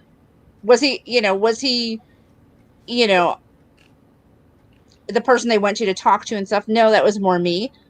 But he was at their events. He was doing things with them. So for me, I was like, am I really a single parent? Because they have a second parent. And he's doing his job as a parent. He hasn't just disappeared. In fact, my kids lived with their dad after we divorced. Good, really. So Kat, you should always celebrate your divorcery. Sorry. Because you become a better person on that day. I'm just saying. That's my theory. Well, I think I became a better and stronger person after my divorce. Yeah. Because I got married when I was 19, mm-hmm. and I never really had like those teenage, years mm-hmm. because of my family life, and then getting married, and then having kids in my early 20s. Yeah. People ask me. I got my first tattoo in my 30s. I dyed my hair for the first time. People are like, what are you doing? I'm like, I'm doing all that stuff that I should have done when I was a kid, but I didn't have a chance to do when I was a kid. I didn't abuse drugs until I got divorced. Yeah. Heck yeah. But I said my kids are always taken care of. For. Yep. Yeah. But I got to be me. Mm-hmm. And figure out who I was as a person. That's why you should always celebrate your divorcery. 60,000 on the 60,000. And yay, we love all of you listening on the radio right now. Yeah, thank you guys. Appreciate it. Appreciate you deeply. There is a. Go ahead. I would say it does bother me. I think just like there are all different types of women, there are all different types of men. Mm-hmm. And I don't know that we should necessarily, some are more sensitive, some are more masculine, some are more, whatever words you want to use. Meredith says, I always say that my divorce was my best 170 pounds that I've ever lost. Sounds about right for me, too. Yeah. Yeah, I always just say my ex are exes for a reason. Yeah. And mine quite frequently over the years has reminded me why. Yeah. But Daphne says, last I checked, I was a grown adult who understands the difference between outrageous behavior that's cool in a fictional character, but it's not cool in real life. Yeah. What we also need is a fucking sense of humor again in America and the world. We take shit way too fucking serious. It's a joke, people. Get a fucking dictionary, look it up. Mm-hmm. Jesus Christ. What were you going to say, Varian? No,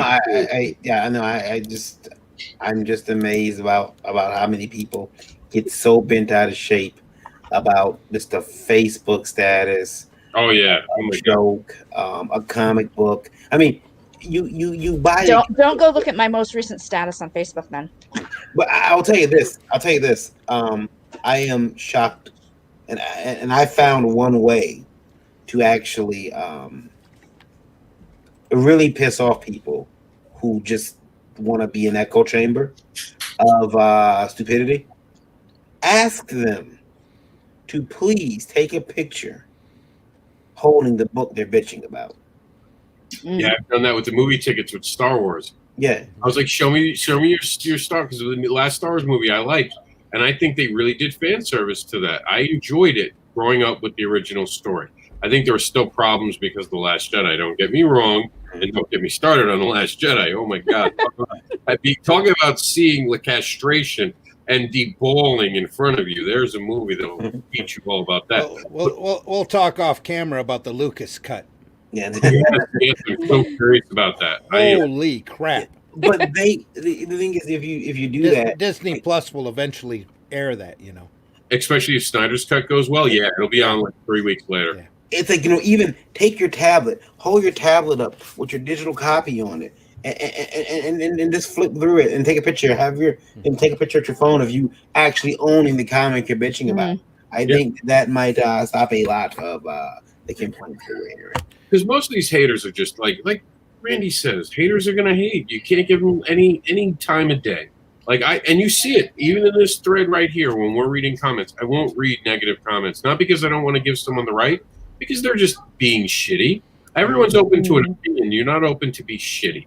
Because we're in a civilized conversation. Notice, none of us has gotten mad at each other throughout all these shows. We had COMiXgate, neutrals, mid-tiers, and social justice warriors. No one hated each other. Some of them are now friends. That's the fucking point. It's okay to have different people in your life with different opinions. It makes you fucking better. And then you write books about diversity because you are fucking diverse. You can't be diverse when you're talking about no one can write this character. She's not the right color. That means you don't know enough white people because you don't know that they can write those characters. You don't know enough Asian people, but you don't realize that they can write those same characters because you just see them as a color. Think of that the next time that comes out of your mouth. You're judging. Yeah, go ahead. I'm sorry, Rob. Oh, no, that's the end. I'm off myself. Not to sound like I'm hitting the same note over and over again, but you'd be surprised how well you get along with people once you get an education. Yep. God's honest truth. Okay, last number check before we go around the room and say goodbye.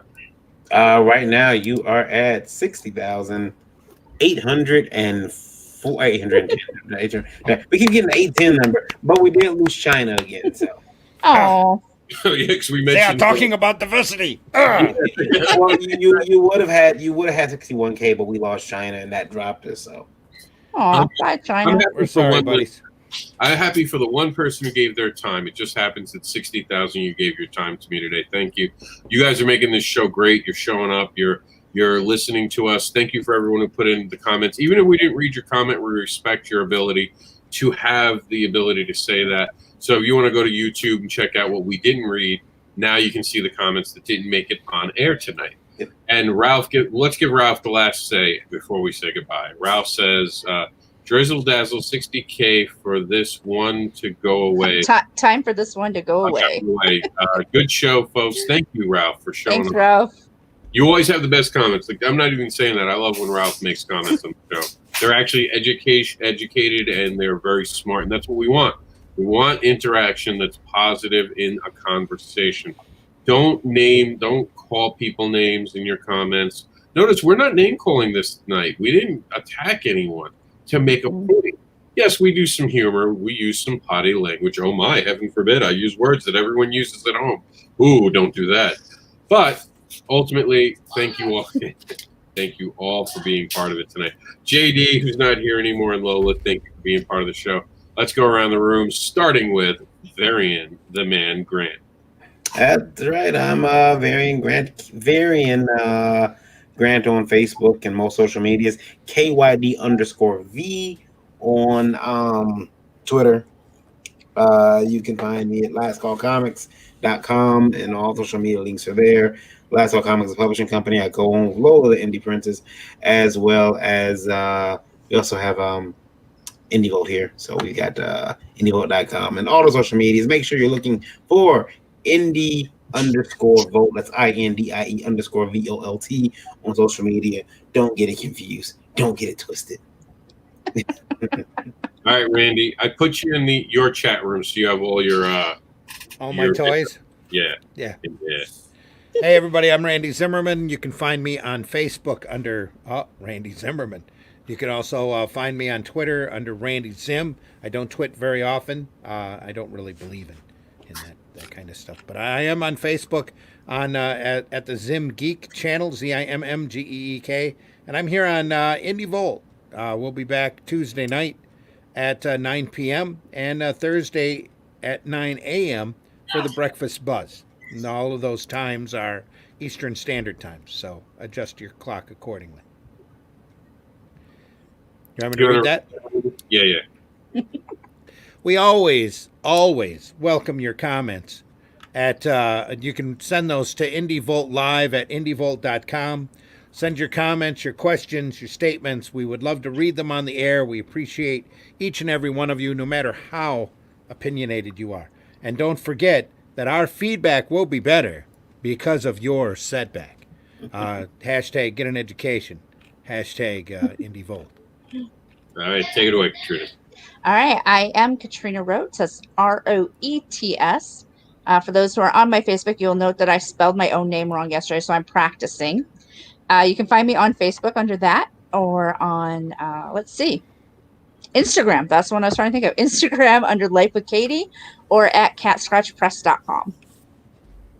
All right, thanks everyone for checking in, hanging out with us this evening. Quick ad for Terraform Comics, and then we're out of here. Thank you all for listening at IndieVolt Radio. Please subscribe to the YouTube channel and see the comments that we chose not to. Figure that'd be interesting for you. What was too controversial not to make it onto the show tonight? So subscribe and find out today. Terraform Comics is changing the landscape of comics.